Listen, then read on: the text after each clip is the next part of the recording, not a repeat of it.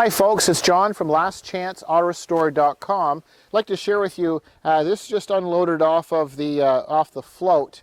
We're going to be working on this in the near future. This is quite a find, it's very rare. This is a 1933 Ford pickup truck. And this has quite a bit of pedigree and quite a bit of history. It's changed hands several times. It's been an abandoned project off and on for over 30 years.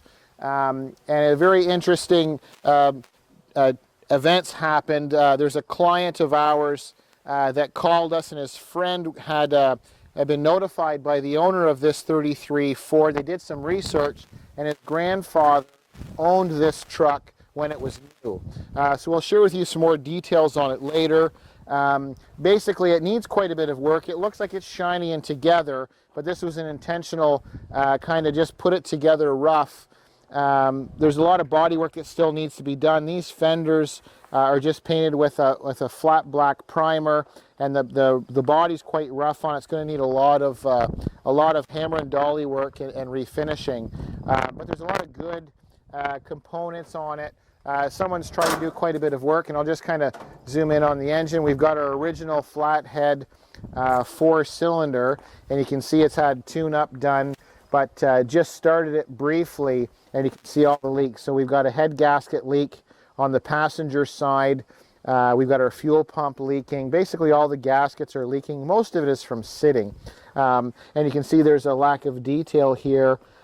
So whoever assembled this engine, they didn't do the type of job that we would like in terms of quality or caliber, where they didn't sand the steering column and paint it properly. You can see a lot of the wiring, it's the old wiring, and they've just kind of bundled it up. So there's some good and there's some bad, but you know what, overall this is a very, very rare truck, very desirable. It's a 1933 Ford. It's got some neat features. It's fairly complete inside. The colors don't really match. The cab and doors were painted at a different time as the front, and there's still quite a bit of body work that should be done. There's a lot of orange peel and stuff in different colors. So a great project for sure. And you can see here in the back with the bed, they haven't really done much work on. Inside the cab, you can see they've done some of the assembly work, but not a lot of detail. There's a lot of paint that's missing in certain surfaces. But you know, we'll get a closer look at it and check everything over. The wheels are quite nice, the correct yellow color, the cream color, fairly new Firestone tires. You can see all the nubs are still on them.